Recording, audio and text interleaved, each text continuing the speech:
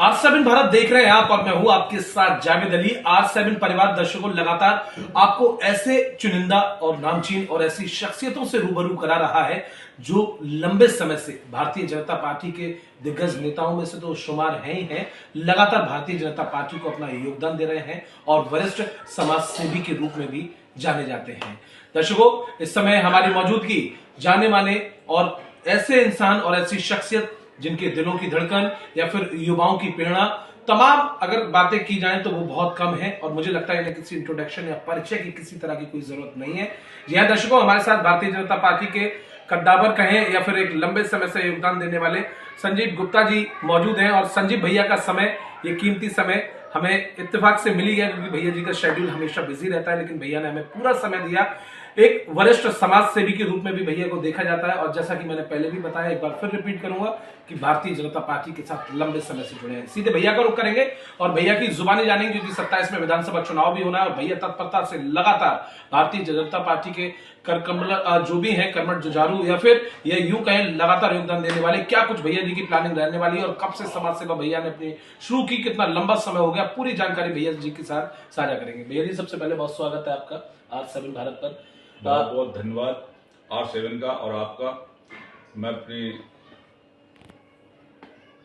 दिल की गहराइयों से एवं पार्टी के हजारों हजारों कार्यकर्ताओं को, निष्ठावान कार्यकर्ताओं की तरफ से नमन बंदन अभिनंदन करता हूं। बिल्कुल भैया, आप वो चेहरे हैं, युवाओं की दिलों की धड़कन है, वरिष्ठ समाज सेवी भी हैं, भारतीय जनता पार्टी की लंबे समय से लीडरशिप रखते हैं।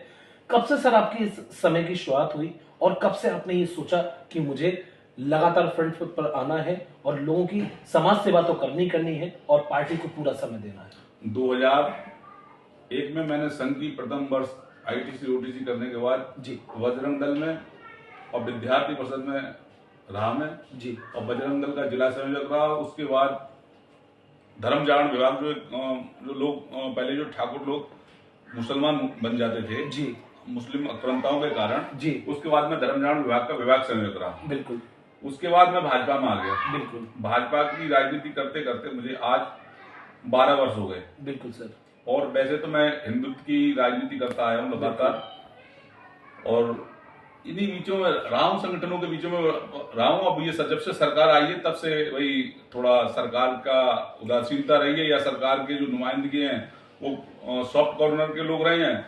हमारा जो नेचर रहा है वो हमेशा एक आक्रामक तरीके से और हिंदुत्व के लीडरशिप हमने स्वीकार की और हिंदुत्व के लिए हमने काम किया है। बिल्कुल। इसलिए लोगों को लगता है कि शायद इनके हाथों में ये चाबी नहीं जाना चाहिए, इसलिए मैं अभी राजनीति से तो दूर नहीं कह सकते, लेकिन मैं अपने जो जनमानस है उसमें आज भी अपना पूरा योगदान रखता हूँ। बिल्कुल।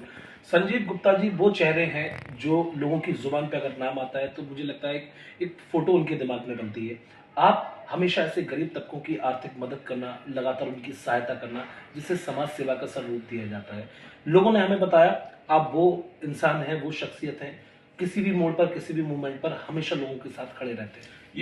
ये तो क्या होता है कि ये जब लोग जिस कैडर से काम करते हैं उन लोगों की वही परिभाषा, वही भाषा रहती है जी। और मैंने हमेशा राजनीति को हटा के मैंने हमेशा हिंदुत्व के लिए काम किया है और हिंदुत्व के लिए काम करता रहूंगा। मेरी केवल एक ही इच्छा है कि जो आज जो भूमाफिया जैसे लोग और जैसे कई ऐसे विधायक जैसे लोग आ जाते हैं जिनको कोई पार्टी से सरोकार नहीं है। बिल्कुल बिल्कुल सर, बिल्कुल। जिनको पार्टी से कोई सरोकार नहीं है, पार्टी घर तुम्हें चली जाए, मोदी और योगी के नाम पे सरकारें बन रही है, ना कि किसी विधायक मंत्री मिनिस्टर के कारण। बिल्कुल बिल्कुल। हमारी जनता आज मोदी और योगी के नाम पर वोट दे रही है। लोगों को केवल यही भावना है कि हम सुरक्षित हैं। बिल्कुल सर, बिल्कुल।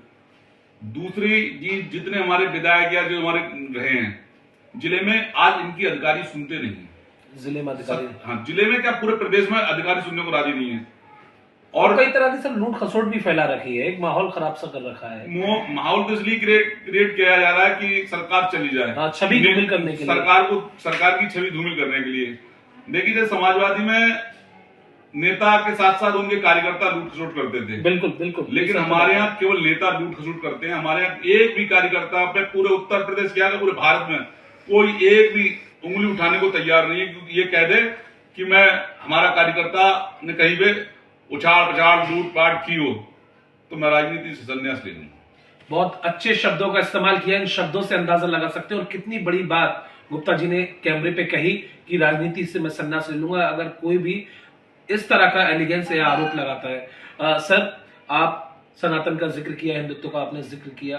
विपक्ष लगातार हिंदुत्व को लेकर एक वोट बैंक अपना बनाने की कोशिश करता है और राजनीतिक रोटियां सेकता है। हालांकि केंद्र में माननीय प्रधानमंत्री नरेंद्र मोदी जी की सरकार या फिर सूबे में माननीय योगी आदित्यनाथ जी की सरकार लगातार कार्यरत है, लगातार ऐसे कामकाज कर रही है, ऐसे लोगों के साथ बनी हुई है जिससे पार्टी को भी मजबूती मिल रही है और लोग पार्टी की तरफ लगातार खिंचते हुए जा रहे हैं, चाहे मुस्लिम हो या हिंदू हो। अब मुस्लिमों ने भी अपना पूरा योगदान देना शुरू कर दिया है पार्टी के लिए, क्योंकि बहन बेटियां सुरक्षित हैं, बच्चियां सुरक्षित हैं, गुंडागर्दी खत्म हो गई। लेकिन विपक्ष कहीं ना कहीं ये कुछ नुमाइंदों का, सर, जो आपने जिक्र किया था कि कुछ विधायक वगैरह ये ऐसी कभी वार्तालाप या शब्दावली या शब्द बोल जाते हैं जिससे विपक्ष को एक बड़ा मुद्दा मिल जाता है और इन्हीं के कारण कहीं ना कहीं पार्टी की छवि धूमिल करने की कोशिश की जाती है। सरकार की नीति साफ स्वच्छ है, सबका साथ सबका विकास की राजनीति सरकार कर रही है जी। माननीय मोदी जी और योगी जी, योगी जी पर कोई एक तरफा कोई मुस्लिम भी, मैं इस बात की गारंटी लेता हूं, कोई मुस्लिम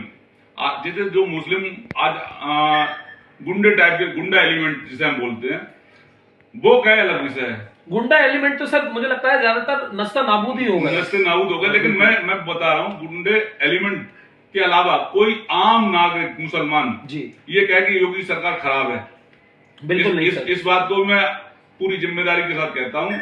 और जो लोग, देखो, हर जगह थोड़े बहुत गलत तो होते ही, बिल्कुल, चाहे भाजपा हो चाहे सपा सरकार हो, असामाजिक तत्व होते हैं, बिल्कुल। सपा सरकार